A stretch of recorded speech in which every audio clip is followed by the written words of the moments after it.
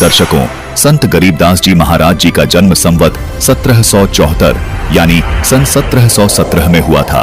सन 1778 में यानी 61 वर्ष की आयु में संत गरीबदास जी महाराज जी अपने शरीर को छोड़कर सतलोक चले गए थे, यानी उनका निर्वाण हो गया था।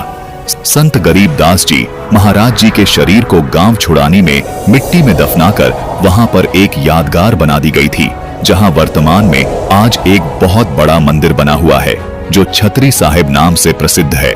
दर्शकों, संत गरीबदास जी महाराज के सतलोक जाने से पहले उनका एक भक्त हुआ करता था जिनका नाम था भूमड़ सैनी, जो सहारनपुर के रहने वाले थे। भूमड़ सैनी जी के पैर में लंग थी, यानी वो थोड़ा सा लंगड़ा कर चलते थे।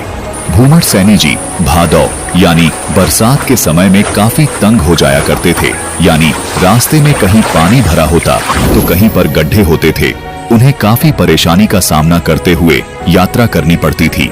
भूमड़ भक्त ने इसी वर्ष अपने आप से एक प्रण किया हुआ था कि अब से मैं हर महीने अपने गुरुजी संत गरीबदास जी महाराज जी के दर्शन करने के लिए आया करूंगा।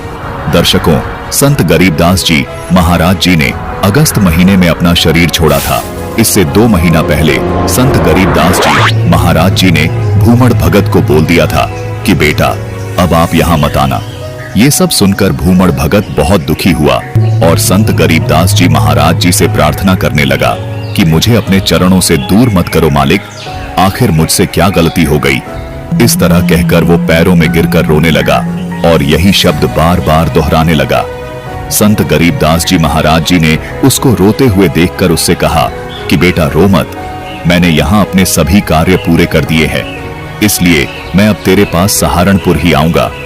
दर्शकों, संत गरीबदास जी महाराज जी ने तो स्वाभाविक उस भूमड़ भगत का दिल रखने के लिए ऐसा कहा था, क्योंकि उन्हें पता था कि उनका सतलोक जाने का समय आ गया है।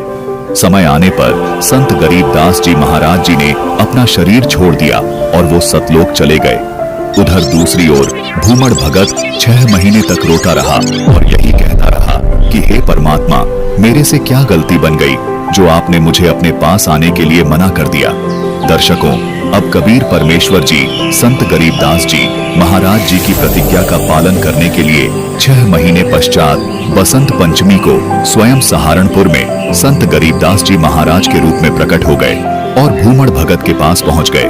यानी जिस प्रकार संत रामपाल जी महाराज सतलोक जा चुके हैं, इसी प्रकार गरीबदास जी महाराज भी